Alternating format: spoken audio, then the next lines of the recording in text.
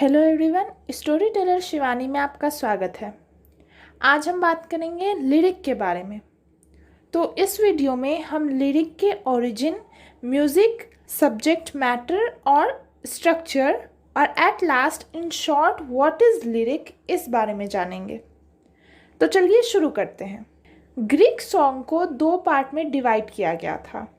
First malic या lyric song, जो single voice यानी एक इंसान के द्वारा लायर यानी सारंगी की हेल्प से गाया जाता था।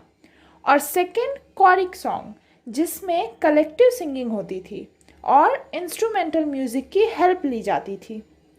तो ये फर्स्ट डिवीज़न ही रिस्पॉन्सिबल है लिरिक के लिए, जैसा कि हम इंग्लिश वर्ड्स में जानते हैं। Second, the music in the lyric. Ancient time में लिरिक में म्यूज़िक के लिए लायर यानी सारंगी का यूज़ होता था, चाहे लैंग्वेज कैसी भी हो। सिंगर की वॉइस और म्यूज़िकल इंस्ट्रूमेंट की हेल्प से उसे म्यूज़िकल बना दिया जाता था। और उस समय सब्जेक्ट मैटर को ज़्यादा महत्व नहीं दिया जाता था, क्योंकि सिंगर की आवाज़ से प्रॉपर इमोशनल इफ़ेक्ट मिल जाते हैं। लेकिन बाद में रिदम की पॉसिबिलिटीज़ पर ध्यान दिया जाने लगा। स्पेशली एलिजाबेथन्स शब्दों में म्यूज़िकल क्वालिटी देने के आर्ट में मास्टर थे और लिरिक्स वर्बल मेलोडी या वर्ड म्यूज़िक में अद्वितीय थी। वो म्यूज़िक के लिए वॉवेल्स और कॉन्सोनेंट को आर्टिस्टिकली अरेंज करते थे, जिससे कि म्यूज़िकल इंस्ट्रूमेंट की ज़रूरत खत्म हो गई और कीट्स, सेली, टेनिसन जैसे पोएट्स द्वारा इस आर्ट को और डेवलप किया गया। जैसे टेनिसन का एक stanza, O hark O hear how thin and clear and thinner clearer farther going, O sweet and far from cliff and scar, the horns of Elfland faintly blowing. तो हम देख सकते हैं यहाँ वर्ड्स में ही सफिशिएंट म्यूज़िक है। अब बात करते हैं लिरिक के सब्जेक्ट मैटर की। तो लिरिक में सिर्फ एक इमोशन यानी सिंगल फीलिंग पर जोर दिया जाता है और इसमें इंटेलेक्ट से ज़्यादा हार्ट पर यानी दिमाग से ज़्यादा दिल पर कंसंट्रेट किया जाता है। और जैसे कोई सॉन्ग ज़्यादा लेंदी नहीं होता, ठीक वैसे ही लिरिकल पोएम्स ब्रीफ में होती हैं। तो in short lyric subjective poem है जो इमोशंस को एक्सप्रेस करती है और इंटेंसली पर्सनल होती है। तो पोएट्री की दो टाइप होती है, सब्जेक्टिव पोएट्री और ऑब्जेक्टिव पोएट्री।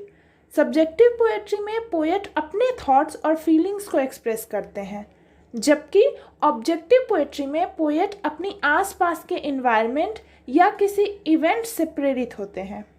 तो लिरिक सब्जेक्टिव पोएम है। अब बात करते हैं स्ट्रक्चर ऑफ द लिरिक। तो लिरिक को 3 डिस्टिंक्ट पार्ट में डिवाइड किया गया है, जो पोएट के इमोशन के 3 मूड से रिलेटेड है।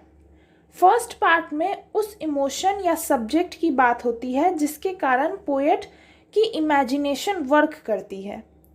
सेकेंड पार्ट, जिसमें पोएम का अधिकतर हिस्सा इंक्लूड होता है, जिसमें जो इमोशन है उससे रिलेटेड थॉट्स को इंक्लूड किया जाता है और इस समय तक इंटेंसिटी बढ़ जाती है और एक्सप्रेशन भी हाईएस्ट पिच पर होता है।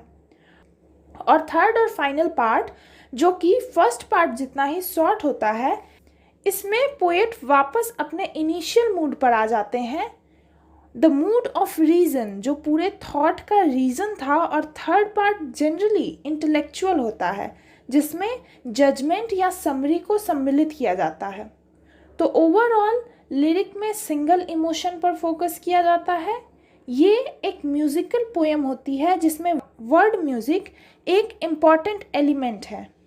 ये एक सब्जेक्टिव पोएम है जो ऑथर के बदलते मूड्स को एक्सप्रेस करती है और ये एक वेल निट पोएम है जिसका एक डेफिनेट स्ट्रक्चर होता है।